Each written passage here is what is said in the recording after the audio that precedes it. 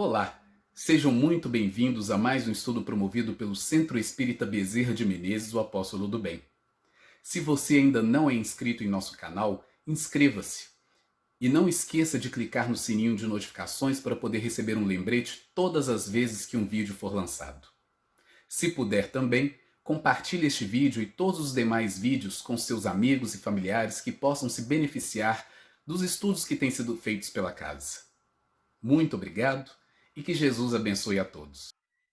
Caros irmãos, que Jesus possa nos abençoar nesse momento para esse estudo, em que traremos a história, a biografia e alguns feitos de Adelaide Marie de Cissé, uma servidora de Jesus. Ela foi criadora e primeira superiora da Sociedade das Filhas do Coração de Maria. E nos interessa, nesse estudo, estar próximos de um espírito tão elevado como é esse espírito dessa nossa irmã, que se destacou como servidora de Jesus, como cristã, e que para nós serve de exemplo de trabalho, de fidelidade ao Evangelho e de servidora. Então, a sua própria vida fala por si. Então, ela é um destaque entre as mulheres servidoras de Jesus na nossa maneira de ver. Por isso, a importância de deixarmos aqui registrado, nessa palestra online, a história de Adelaide Marie de Cissé. Quem foi ela, o que ela fez, o contexto histórico, da sua bravura, da sua coragem, do seu destemor, da sua humildade, porque a sua maneira de ser, nós vamos ver aqui também, é lição para nós que nos interessamos na elevação espiritual, na nossa reforma íntima. Então, estudar a vida dessas almas elevadas só nos faz bem, porque nós temos, nesse momento, a companhia deles, nós elegemos a companhia deles. Então, são vários exemplos no cristianismo de almas elevadas, que nós podemos ter como exemplo.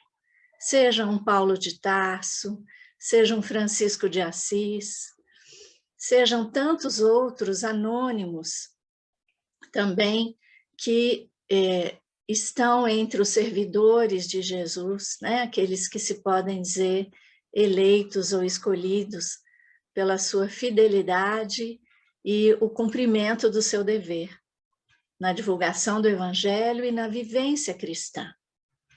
Então, conhecemos hoje Maria Adelaide, ou Adelaide Marie de Cissé. Então, estudando, nós estamos trazendo mais para perto a sua companhia. Vamos lá, então, conhecer quem foi essa mulher, em que contexto que ela esteve aqui na Terra entre nós, servindo a Jesus. Para introduzir esse estudo, nós escolhemos uma mensagem que se encontra no Evangelho segundo o Espiritismo. E vamos ler aqui juntos.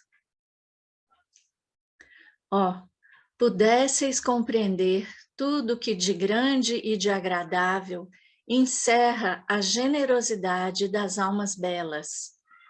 Sentimento que faz, olha a criatura, as outras, como se olha a si mesma, e se dispa, jubilosa, para vestir seu irmão.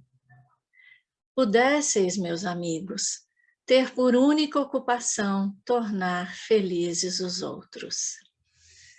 Então, entendemos aqui o exemplo da verdadeira caridade, do desprendimento, do amor ao próximo. E quem trouxe a mensagem foi o Bispo de Argel, Bordeaux, 1861, que se encontra no capítulo 13, Instrução dos Espíritos, no Evangelho segundo o Espiritismo. trouxemos essa mensagem porque Adelaide Marie é uma dessas almas belas que teve por ocupação tornar os outros felizes, socorrer a necessidade, amar, doar-se. Então, vamos lá.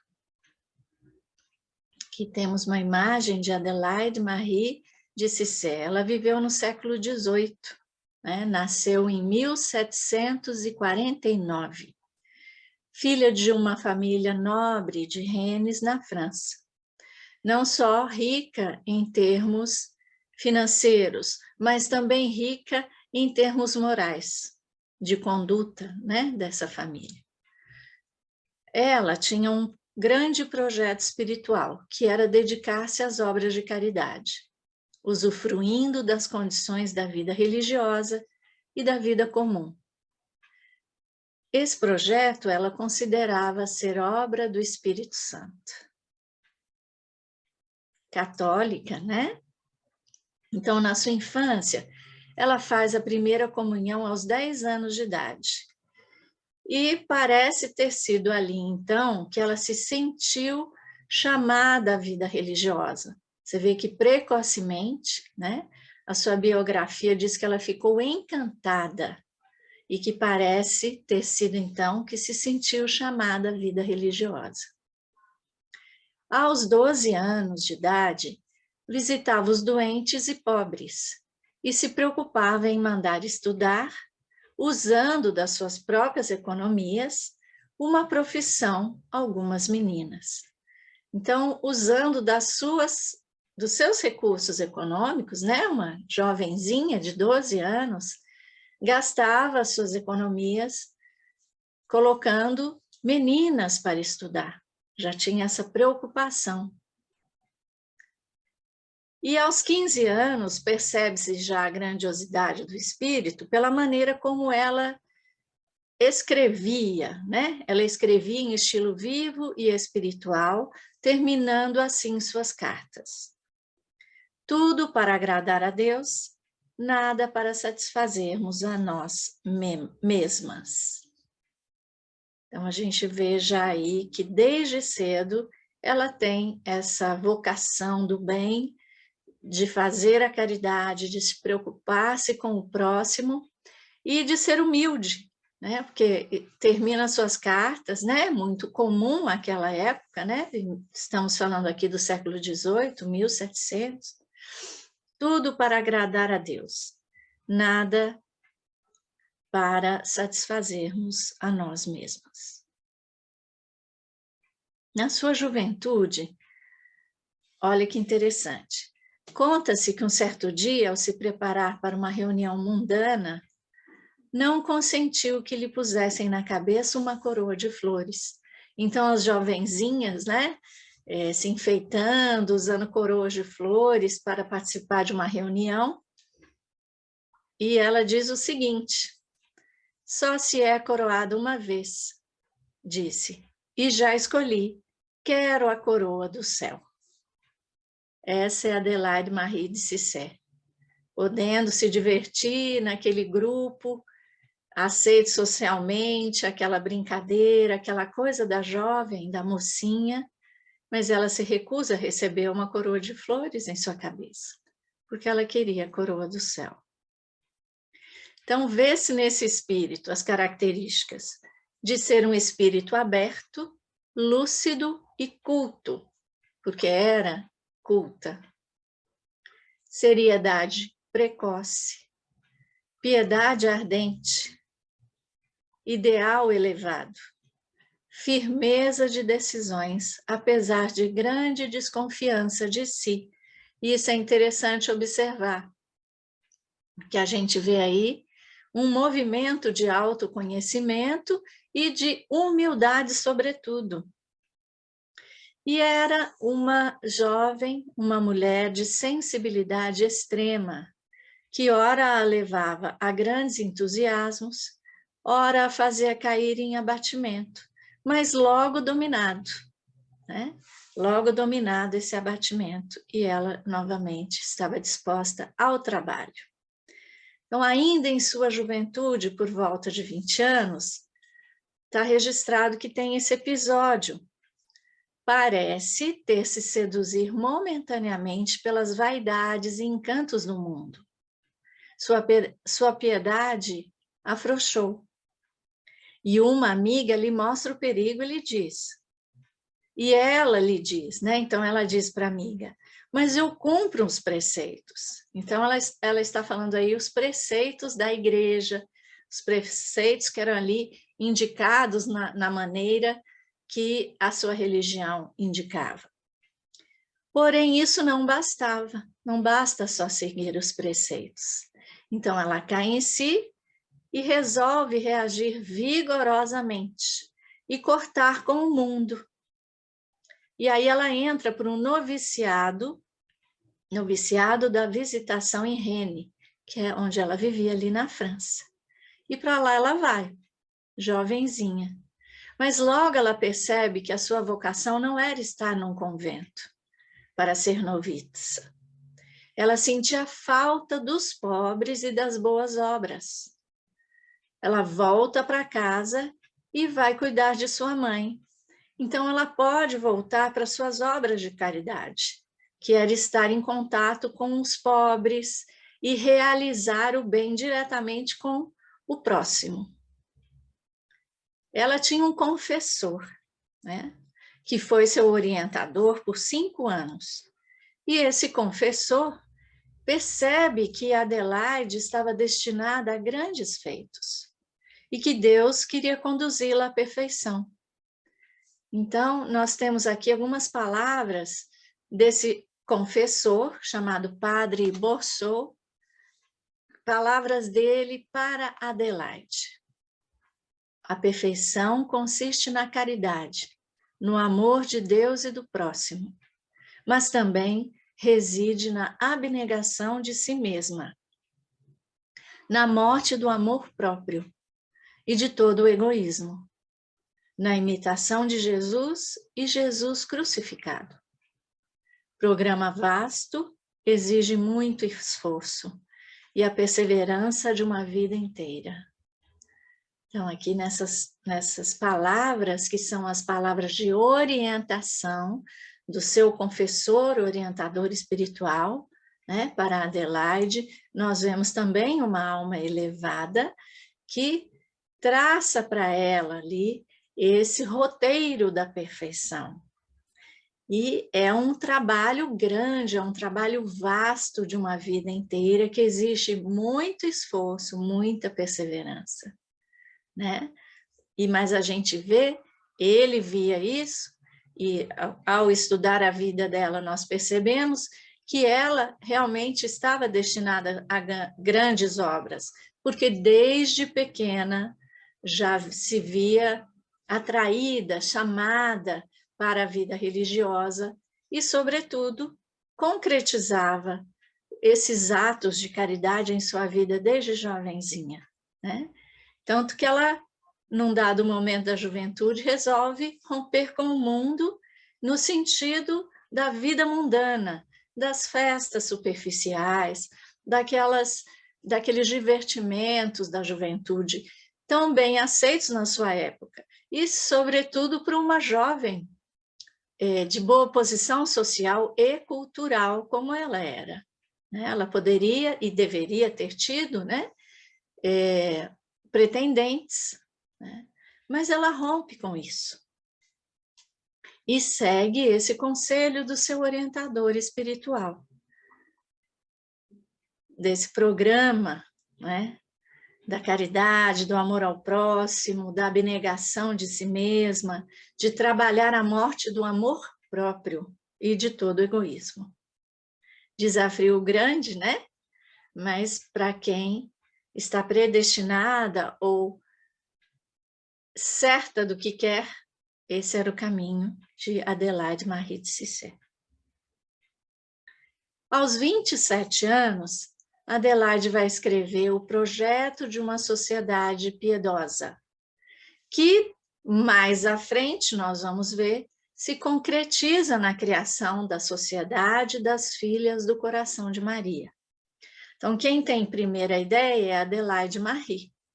Ela escreve essa sociedade, esse projeto da sociedade seria como?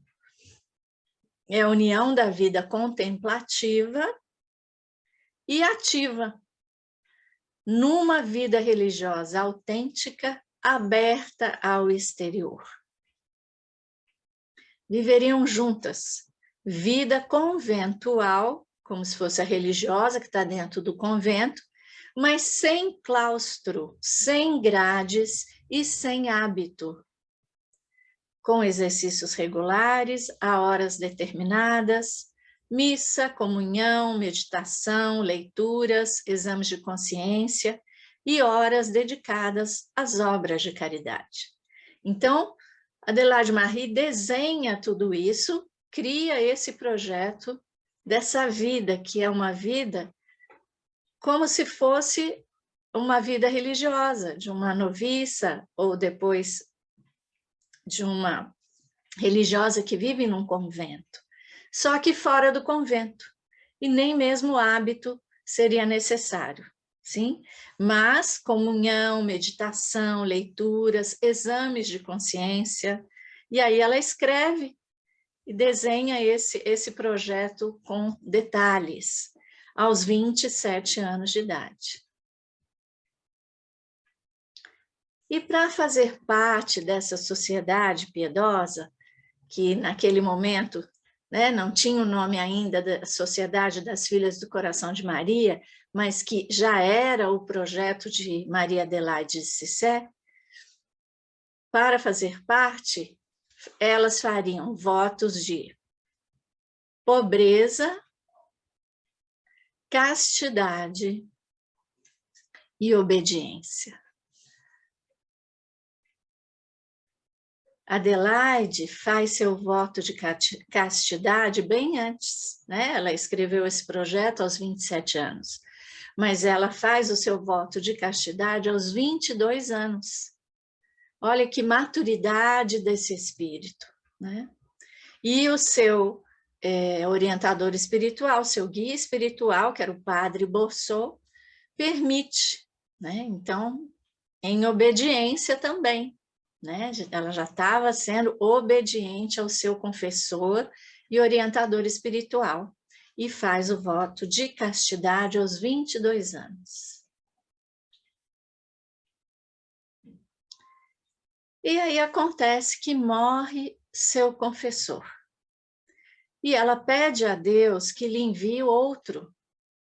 Só que passam-se 13 anos antes de chegar um outro confessor e orientador espiritual. Enquanto isso, Adelaide trabalha, né? Então, passam-se 13 anos de experiências e tentativas. Enquanto isso, né, torna-se mãe dos pobres, enfermeira sem diploma, assistente social antes do tempo, preocupava-se com as jovens, visitava hospícios e conventos, mas acontece que ela adoece, né?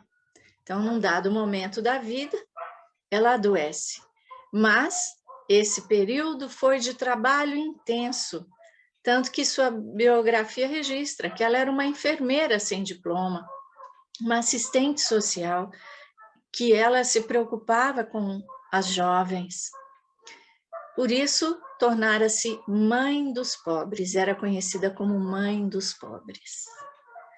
E aí, quando ela adoece, ela vai para uma outra cidade ali na sua região, na França.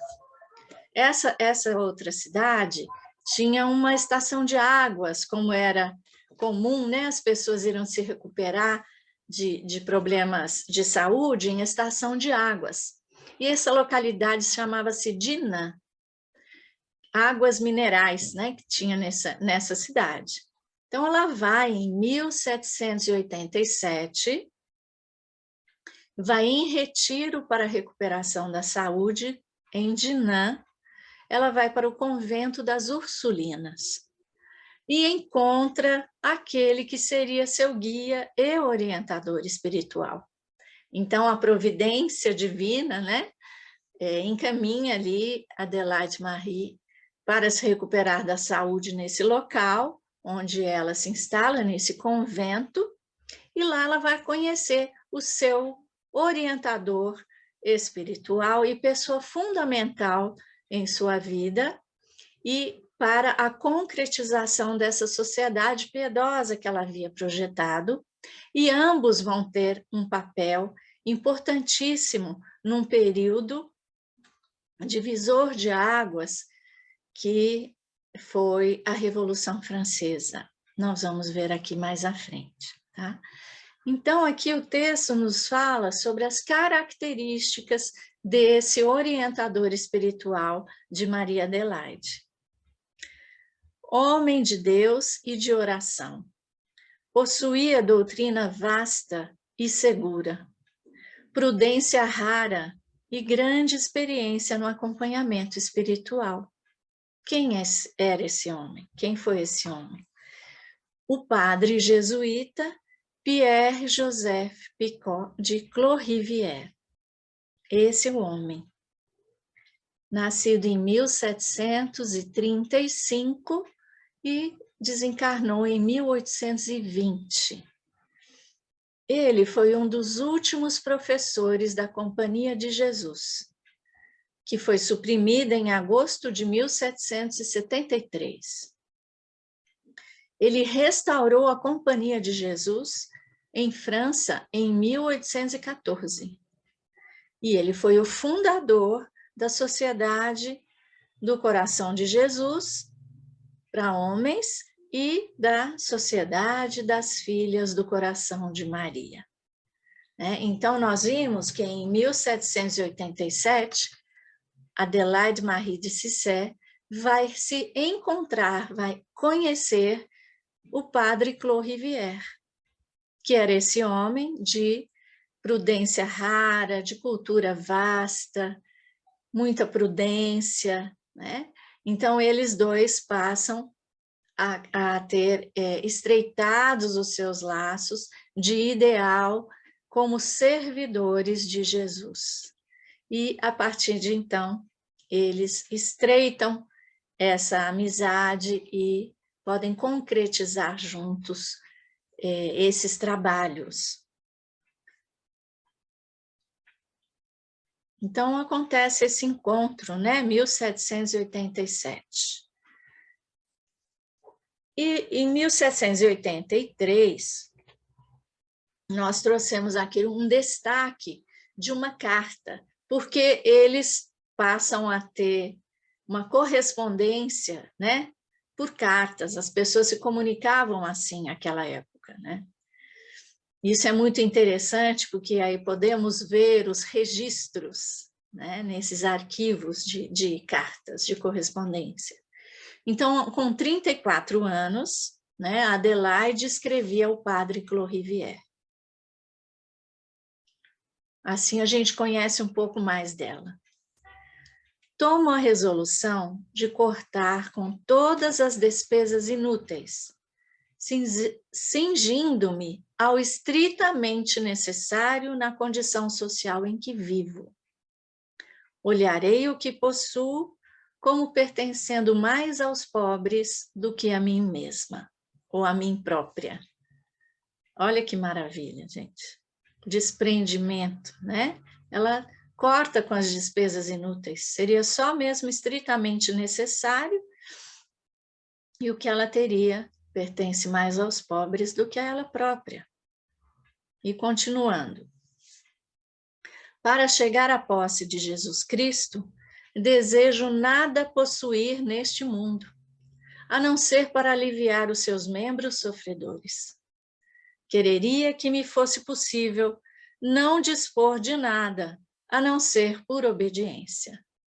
Ou seja, só se fosse ordenado pelo seu orientador espiritual, ela obedeceria. Mas ela prefere, ela quer que assim não fosse, que ela não precisasse dispor de bem material nenhum, né? A não ser aquilo para sua subsistência e aquilo que fosse para os pobres, né? Então, vemos lá no início aquela mensagem do Evangelho segundo o Espiritismo, pudesseis não ter outra ocupação na vida a não ser tornar os outros felizes? Pois isso que é o objetivo de Adelaide Marie. Então ela escreve isso para o padre Claude Rivière e assim ela faz. E aqui, gente, é uma parte muito importante. Ao falar dela própria, ela vai revelar a grandeza da sua alma, a sua elevação espiritual, a sua maturidade moral, quando ela escreve assim: aquilo que mais me inquieta são os sentimentos de vaidade. Vejo em mim um fundo amor próprio tão enraizado que chego a recear ser ele o móvel das minhas ações. Afasto por vezes os maus pensamentos que me ocupam e me fazem falar e agir. Vejamos, meus irmãos, a consciência límpida, desperta, daquela que vê em si mesma, obstáculos que, na realidade, se fôssemos nós, pessoas comuns e ainda cheias de defeitos, que viemos aqui para o planeta de expiação e provas para tentarmos resgatar os nossos débitos, nossos erros, né? Nós podemos fazer esse exercício. Nós devemos fazer esse exercício de autoconhecimento para vermos em nós aquilo que precisa ser trabalhado, né? Mas Adelaide é de uma fidelidade ímpar em relação à sua análise de si mesma. Ela não tem subterfúgios nenhum. E ela coloca aquilo que é universal, aquilo que Jesus nos ensinou, que nós devemos combater em nós todo e qualquer resquício de egoísmo, ou de amor próprio, de vaidade, para que a gente possa realmente amar como ele nos ensinou, tendo esquecimento de nós mesmos em função do amor verdadeiro e da caridade. Então, Adelaide, que tinha esse projeto, que tinha vivamente em si as ações, a vivência cristã, ela detectava nela ali alguns sentimentos de vaidade, né? E ela dizia que era um fundo amor próprio tão enraizado que ela tinha medo que fosse aquilo que estivesse movendo as ações dela. Mas ela trabalhava aqui, afasto por vezes maus pensamentos que me ocupam e me fazem falar e agir. Estou mesmo convencida de que todas as perturbações me vêm do amor próprio. Tenho de confessar que a coisa mais pequena o fere. A impressão que me faz o temor de ser desprezada, ou até de não ser suficientemente estimada, é tão forte que fico durante muito tempo sem poder dominar-me. Nem com a oração consigo. Meus irmãos, que humildade desse espírito elevadíssimo. Se Adelaide Marie de Cissé já falava isso de si própria, imaginamos nós, né? Falando por mim, né? Então, nós vemos aqui um roteiro também de crescimento espiritual, de elevação, que é a questão do combate a esse amor próprio, de seguir realmente aquilo que Jesus nos ensinou, que a gente combata o nosso egoísmo, a nossa vaidade exacerbada, amando sim o próximo como nós amamos a nós mesmos. Não foi isso que Jesus deixou para nós?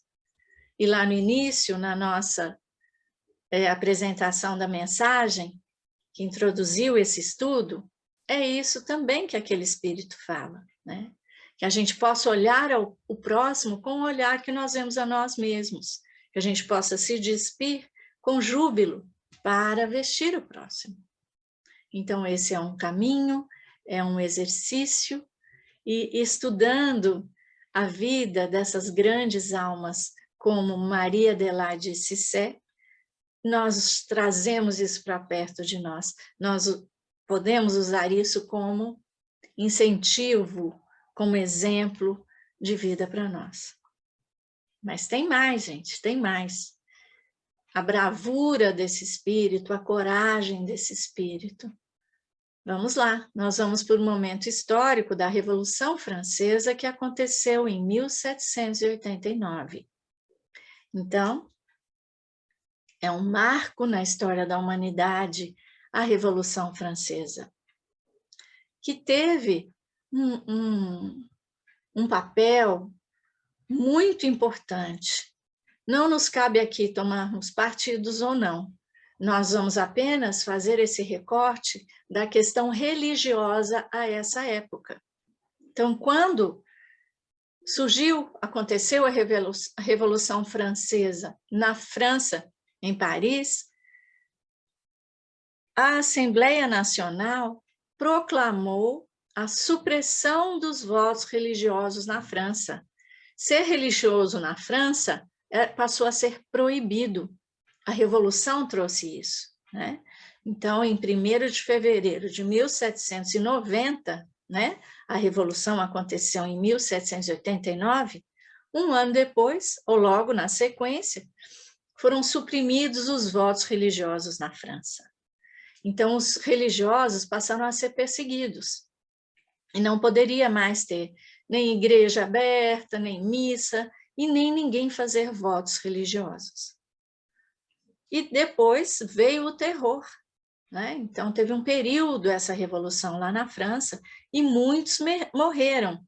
E morriam na guilhotina, morriam nas masmorras das prisões, porque todo aquele que se opunha à revolução era condenado à guilhotina, né? Então, é o chamado período de terror, 1793 a 1794. Então, nós imaginamos aí a quantidade de viúvas, de órfãos, de feridos, de doentes, em consequência dessa revolução, que teve seu período sangrento, chamado período de terror.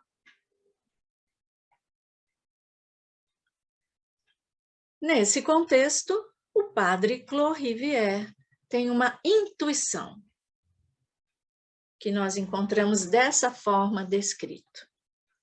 É neste contexto que, em 19 de julho de 1790, enquanto preparava a homilia sobre São Vicente de Paulo, Pedro ou Pierre de Claude Rivière tem uma súbita inspiração e, como num abrir e fechar de olhos, apresenta-se-lhe de forma muito clara a possibilidade de viver o essencial da radicalidade evangélica ao jeito dos primeiros cristãos, vivendo uma vida religiosa discreta e autêntica. Olha que interessante. Os primeiros cristãos também se doavam totalmente para a caridade, né? Havia a Casa do Caminho, né? Onde eles recebiam os doentes, os necessitados, mas eles não estavam fora do mundo. Eles não estavam em conventos ou abadias, não.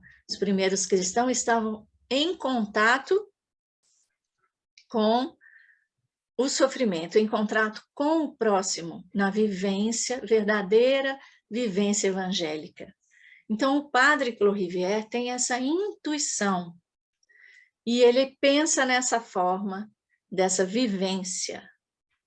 Lembrando que ele é muito próximo de Adelaide Marie de Cissé, que escreveu aquele projeto da Sociedade Piedosa, e eles estão no contexto da Revolução Francesa, em que os religiosos e a religião se torna proibida. Então, ele tem essa intuição de fundar duas sociedades.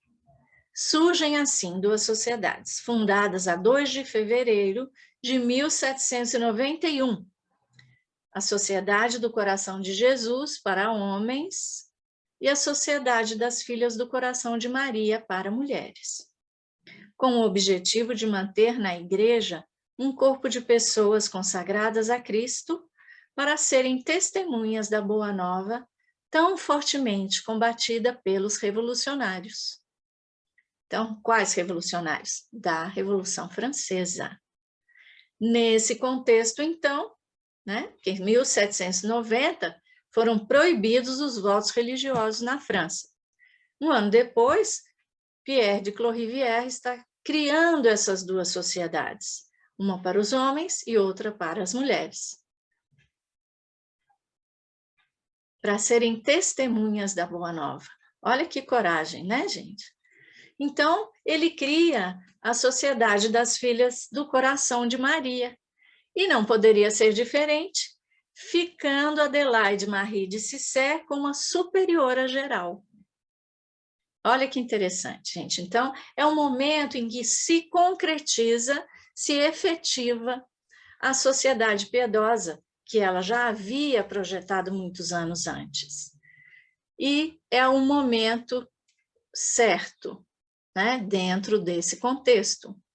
Por quê? É fácil imaginar a coragem e a fé necessárias em cada momento para viver em Paris em circunstâncias tão trágicas. Eles estavam em plena Paris, em plena Revolução Francesa, em que os votos religiosos eram proibidos e os religiosos eram perseguidos, né? Então, eles ficam em Paris, quer dizer, Adelaide chega da Bretanha para Paris, nesse ano. Aí já havia ali um núcleo das Filhas do Coração de Maria. E acontece, então, um intenso trabalho de caridade, porque, como nós já falamos, nesse contexto do terror, da Revolução Sangrenta, viúvas, pobres, doentes, e ela entrega-se às obras de caridade. Então, no ano de 1799, já eram 259 mulheres fazendo parte da Sociedade das Filhas do Coração de Maria.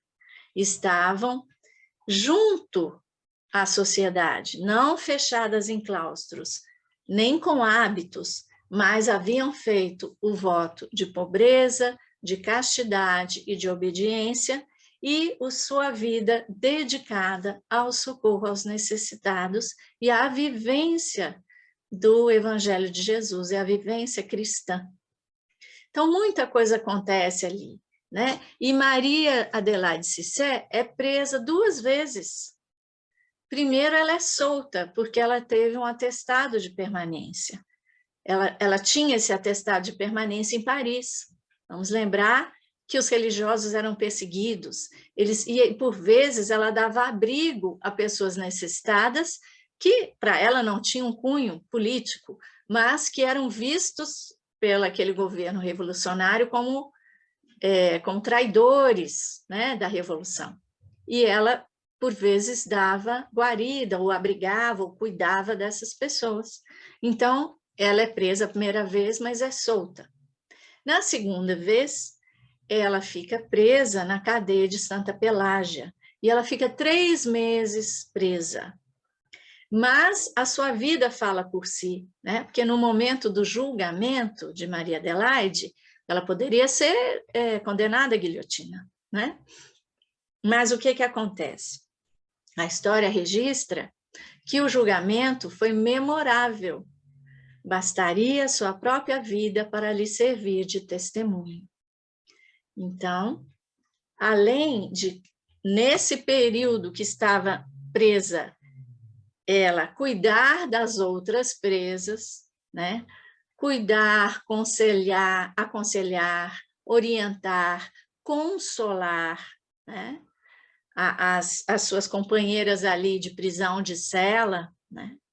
Quando acontece o julgamento, está registrado que até os guardas foram às lágrimas, porque o povo vinha espontaneamente depor a favor de Maria Adelaide.